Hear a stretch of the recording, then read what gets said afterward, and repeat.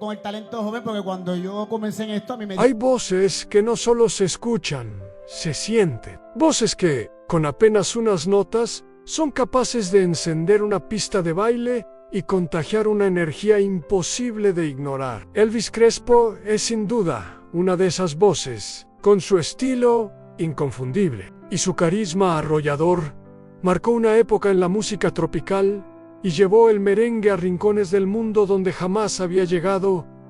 Pero detrás de esa sonrisa amplia, de sus gafas oscuras y de las letras festivas que hicieron historia, hay una trama mucho más compleja. Una historia tejida entre luces de escenario y sombras personales, entre aplausos multitudinarios y silencios incómodos, porque la vida de Elvis Crespo no siempre fue un ritmo alegre. También estuvo marcada por pausas abruptas, notas disonantes y decisiones que lo pusieron frente a sus propios límites. Hoy vamos a recorrer ese camino, desde sus humildes comienzos, pasando por el vértigo de la fama internacional, hasta los momentos más duros que lo obligaron a replantearse todo en un viaje que no solo revela al artista, sino al hombre que aprendió que, incluso en la música más alegre, siempre hay espacio para la melancolía. Elvis Crespo nació el 30 de julio de 1971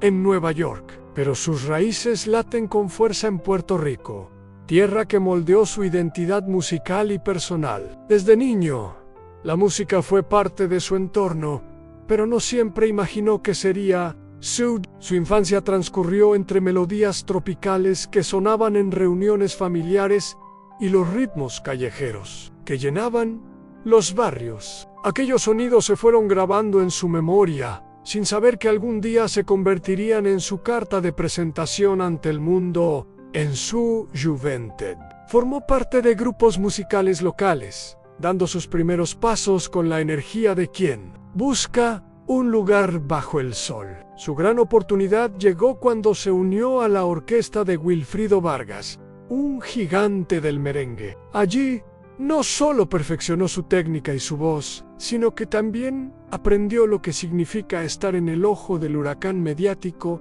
Elvis no tardó en hacerse notar. Su estilo particular, su capacidad para conectar con el público y su interpretación única lo destacaron de inmediato. Y así, cuando decidió emprender su carrera en solitario, lo hizo con la seguridad de que podía conquistar mucho más que los escenarios de Puerto Rico.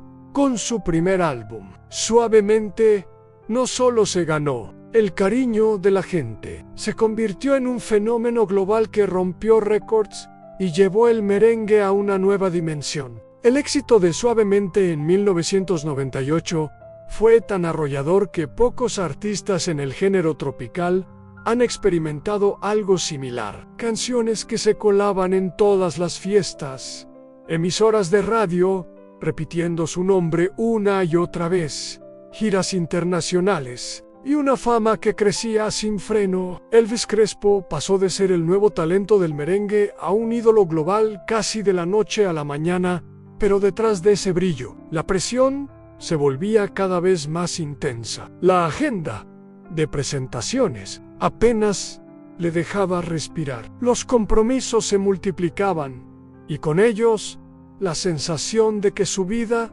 ya no le pertenecía. La imagen impecable que el público adoraba comenzó a verse amenazada por rumores, titulares y pequeños incidentes que pronto dejarían de ser pequeños. Con el paso del tiempo, la fama trajo consigo tentaciones y excesos. La disciplina que lo había llevado a la cima empezó a tambalearse. Algunos colegas notaban cambios en su comportamiento. Otros preferían callar, conscientes de que cualquier palabra podía encender un incendio mediático. Elvis, mientras tanto, intentaba mantener el control, pero en el fondo sabía que algo se le estaba escapando de las manos.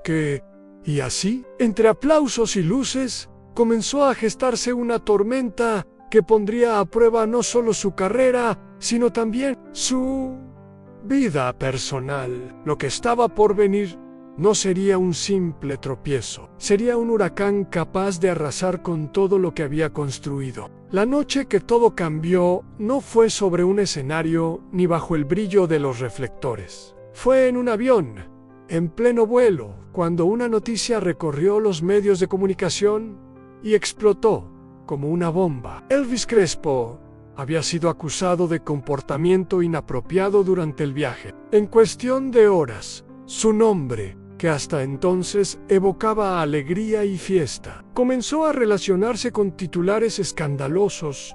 A los periodistas se agolpaban para obtener declaraciones, los programas de farándula abrían con su imagen y los comentarios en la calle ya no eran sobre su música, sino sobre lo que había hecho. La industria, siempre rápida para aplaudir el éxito, empezó a darle la espalda. Presentaciones canceladas, contratos puestos en pausa y una reputación que parecía derrumbarse a velocidad de vértigo en medio de la tormenta mediática. Crespo intentaba mantener el temple, pero las acusaciones se sumaban a problemas personales que ya venían arrastrándose en tensiones familiares, crisis matrimoniales y un creciente cuestionamiento interno sobre quién era y en qué se estaba convirtiendo. Aquel episodio no solo marcó un antes y un después en su carrera, también lo dejó frente al espejo, obligado a ver un reflejo que no le gustaba. La fama,